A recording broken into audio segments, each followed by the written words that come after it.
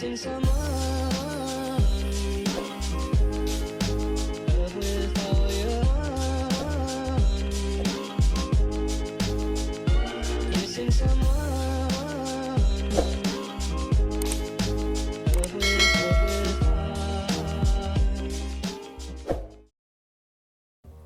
What's up guys, welcome back to my channel. So this week I'm going to be doing a color correction for you guys, and it seems to be on my channel that my gray and silver color corrections have been probably my most popular videos, so I'm really excited to share with you guys another one. And I have some updated techniques that I haven't shown in my other videos that I have just learned along the way of doing these over time, and what might be helpful for you if this is like your first time ever trying out this type of color correction.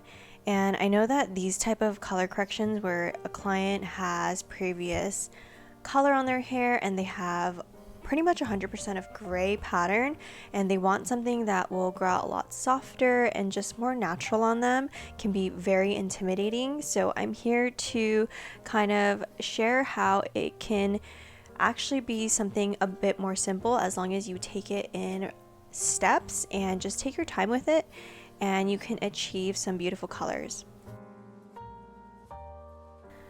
So to start off, my client's hair, her hair was really healthy, so I'm going to prep her hair with some K18. This is the Professional Mist, which is basically a treatment to the Lightening service. And whenever I do a color correction, I for sure need to make sure that I spray this in. I feel like it really does work and help with keeping the hair healthy, and you just leave that on for about 4 minutes. So I'm gonna let this sit while I go mix up her product. So come with me as I go to my color cabinet. I'm gonna whip out the color remover that I'm going to be using today, and I'm using the Schwarzkopf one. It comes in this white box and it is a 3-part color remover. So in the package there is part A and then there is part B, and you mix that 1-to-1 and then you double up the developer, and it suggests that you use either 6 volume or 10 volume depending on how light you want your client to be. I am going to be using 10 volume with it because I want to get rid of as much of permanent color as I can, and this product can only really sit about 25 minutes I believe, and then after that it doesn't really do anything. So I just like to use the stronger level, and because it's a color remover it's going to be a lot more gentle than just going in straight with bleach. Now, before I begin a color correction, I always like to trim the hair. I'm not doing like a full haircut just yet, but I always like to take off the length, because what if she wanted a bob or whatnot, and we used all this product and bleach on her hair and then all of a sudden just cut it all off. So I went ahead and just cut off her ends, and when I do this part I always make it a little bit longer than what we're going to actually cut it to give the hair a bit of wiggle room in case the ends do get a little bit compromised, just to be on the safer side. Sorry, this part is a little out of focus, but I wanted to show you guys how the back of her head is a little bit darker than the front. So because of that, I'm going to start the color remover in the back. And this part is really important because, again, like I said before, the color remover can make the hair a little bit lighter.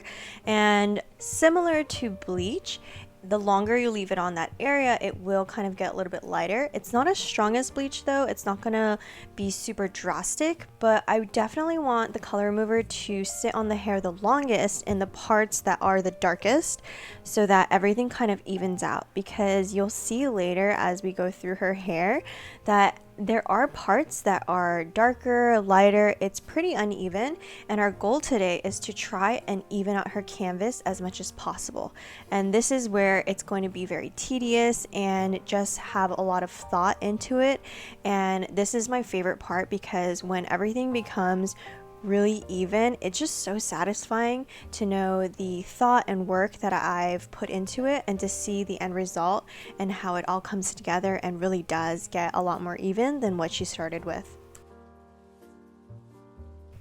So I want you to also note that I am taking about 1/2 inch sections with the color mover, and her hair is on the dry side. Now I could have done it on wet hair, but I chose to do it on dry hair because I find that whenever you do any type of product on dry hair, it just kind of is a little bit stronger than if you were to use it on wet hair. I feel like when you use products on wet hair, the water can act as a very small barrier. It's not super drastic, but because I want the maximum amount of lift and just strength through this color mover, I'm doing it on dry hair. And then the other thing that I really want you guys to notice is that I left out her hairline in the back.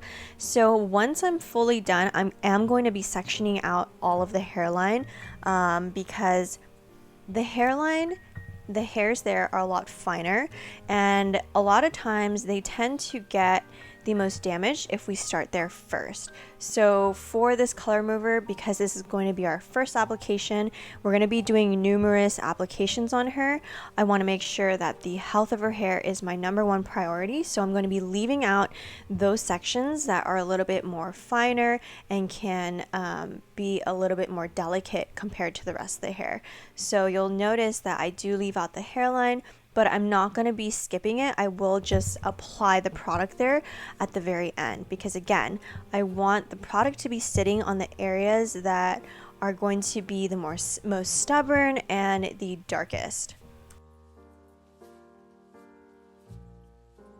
So this part of the application, I am trying my best to slap this product on as fast as I can in the neatest way possible. So I have my amazing assistant Emily helping me section out the hair, and then as I'm applying the product, you can see I'm trying to fully saturate those ends, and then where the line of demarcation is to the color and her virgin hair, I am just feathering up.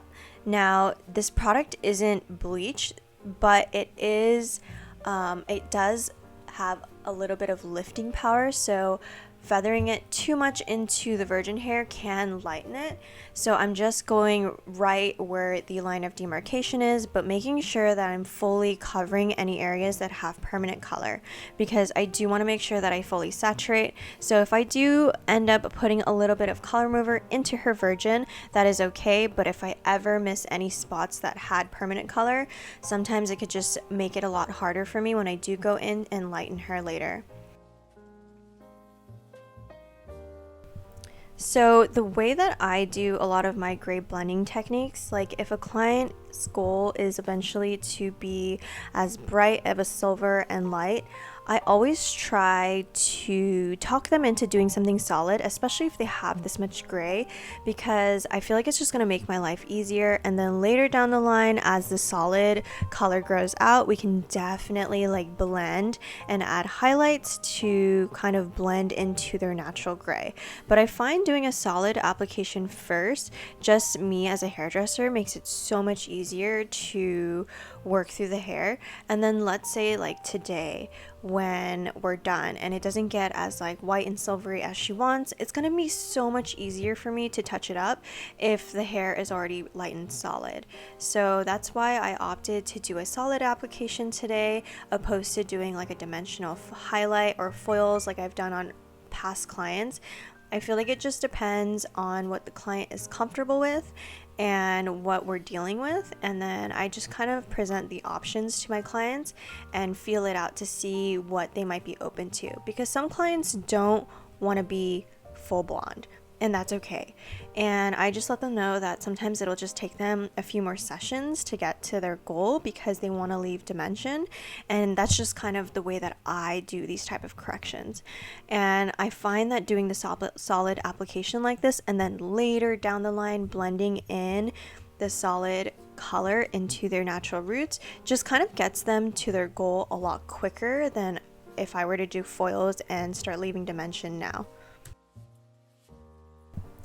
So by now you're probably wondering why I'm going in with a color mover at all. And the reason why I'm doing this instead of just going straight in with bleach, well, there's a few reasons. One of the first reasons is, so this client told me that her color history is that she's been doing base color, and then she's done highlights in the past, and then she's darkened those highlights, and she's kind of gone back and forth.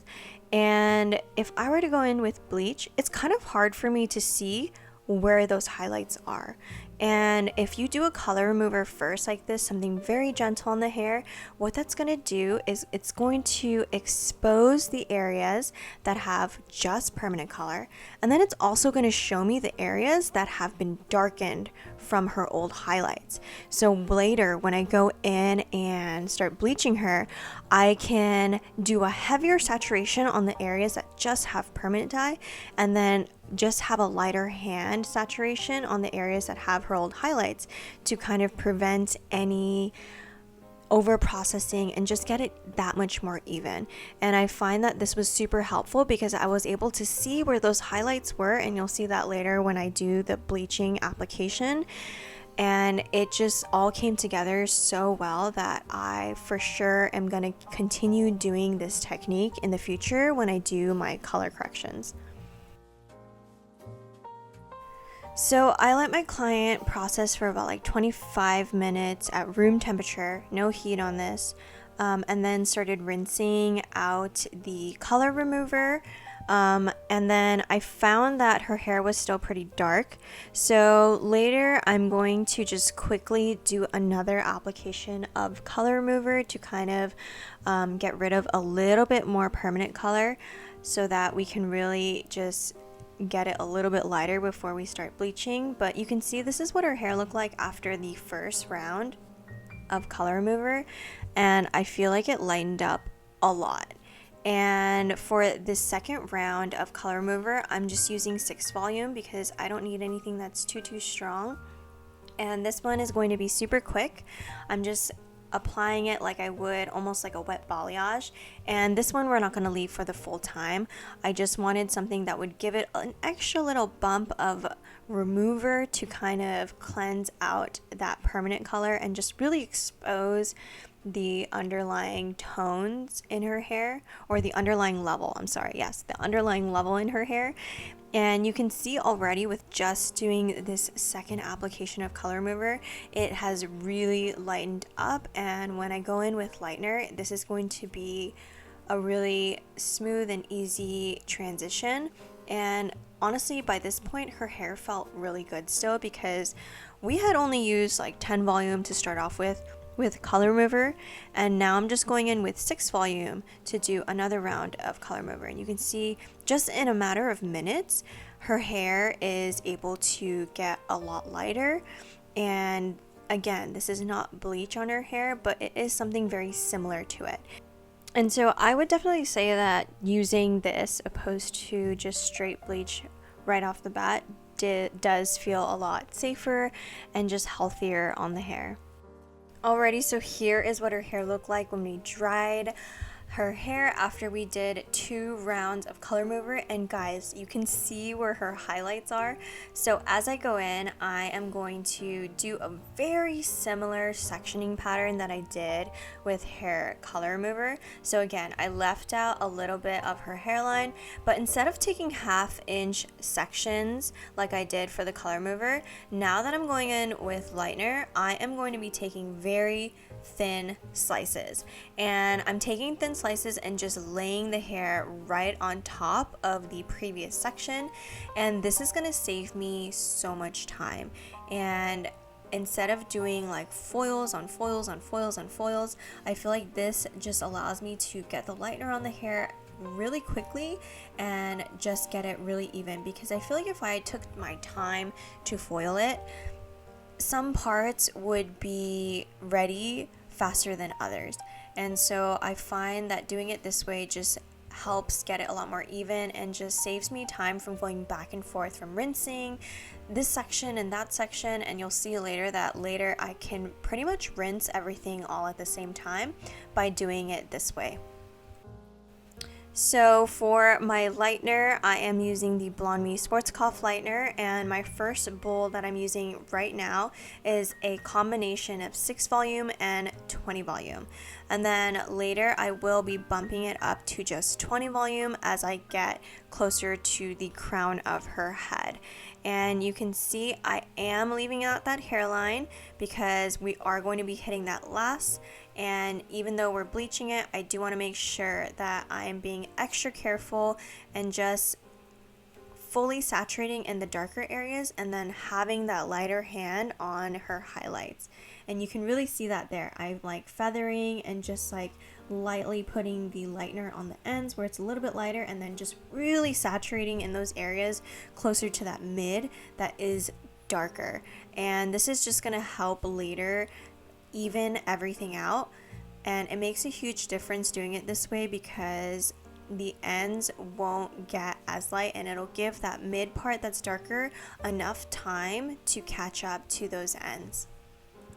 So another thing I do want to add is when I was doing the color remover, as I was feathering up, I pretty much only feathered up to where the line of demarcation was, but now that we're going in with bleach, I am going a bit higher. So one of the reasons why I'm going a bit higher is because her virgin roots are pretty long, and for a standard like lightener retouch, that would create a band if I were to just hit that all at once. So I'm going in and feathering up to like leaving out where the heat zone is, because I want that mid area of her virgin to lift a little bit before I hit her root to kind of even that part out. And that is going to help me even out the roots a bit more as I'm lightening out the mids and ends where the previous color is. And again, here you can see I'm really saturating in those darker areas, and you can even see that some of the ends I'm not even really hitting or saturating a whole lot because it doesn't need it. And once the mid dark part gets to that similar level, that's when I'm going to start hitting those ends all at the same time. Alrighty guys, so now I am going in and hitting her root area.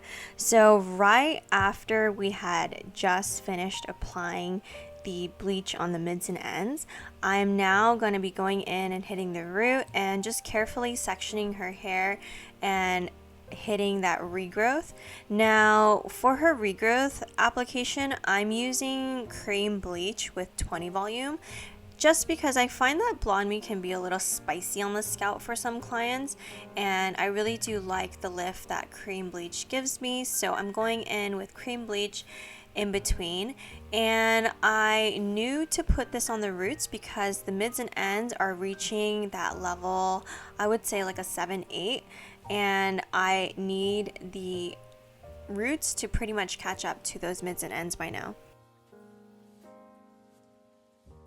Alrighty, so now we're going in with the toner, and for my toner formulation, I am going to do a root shadow on her. I'm going to be doing a very baby root shadow. So you can see I'm sectioning and just very taking very small taps and just hitting the root just ever so slightly to kind of give it a bit of dimension at the root like she naturally would.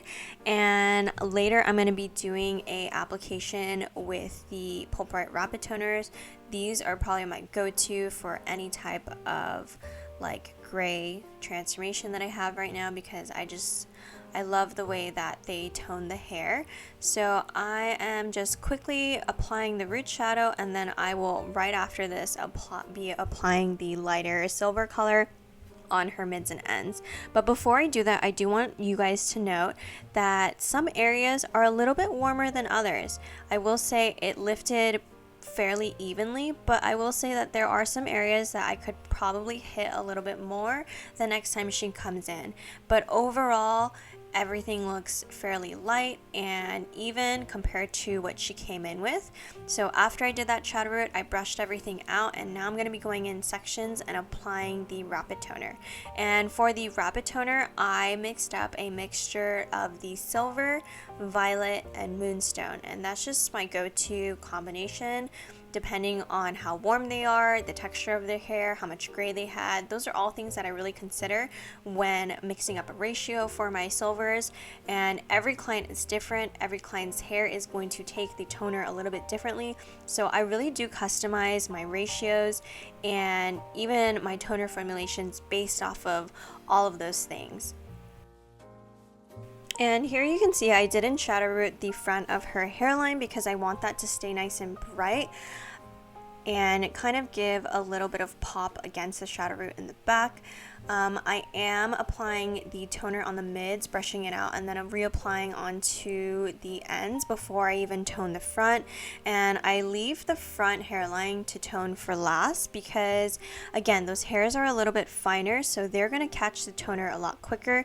And I really want to make sure that the back, a lot of the warmth is out before I tone the front, because I already know that the front is going to tone fairly quickly. So that's kind of how I base off the time, and like the timing with toner is pretty important, especially when you're working with silvers like this, because if you leave some areas on too long or not long enough, then it doesn't look as even.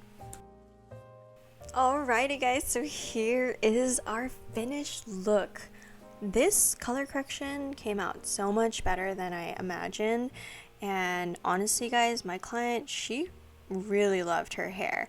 Like, I had stepped away for like a second to help and finish up another client, and she was really feeling herself in the mirror, and it melted my heart. I was just so happy to see how much she loved it, and it really meant the world to me to be able to make her feel that way. It was just such a special thing, and I'm just so grateful that like I'm able to do this as a job, you know, like do these type of transformations on women who don't spoil themselves often, and it just makes them feel so good, and I just love it. It just makes me feel so good, and I'm just really thankful for all of the clients who have sat in my chair and really trusted me to even do this transformation, because I know that this can be really challenging, and I'm here to share with you guys my tips and tricks, because I want to share with you guys that it's not as hard as you think. And I feel like a lot of hairdressers might overthink things and overcomplicate things, and I want to kind of debunk that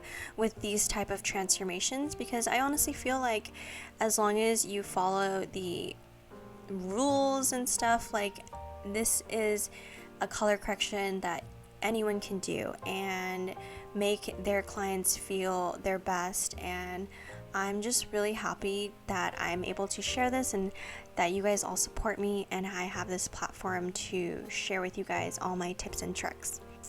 Well, if you've made it this far, thank you guys so much for watching, because I know this video was super long, but there was so much information that I felt like I just had to share with you guys and just, you know, let you guys know and just share my insight and all that, because this one just really made me so happy to do, and I just could not wait to tell you guys how it went. So again, thank you guys so much for watching and tuning in, and as always, I will talk to you guys next week.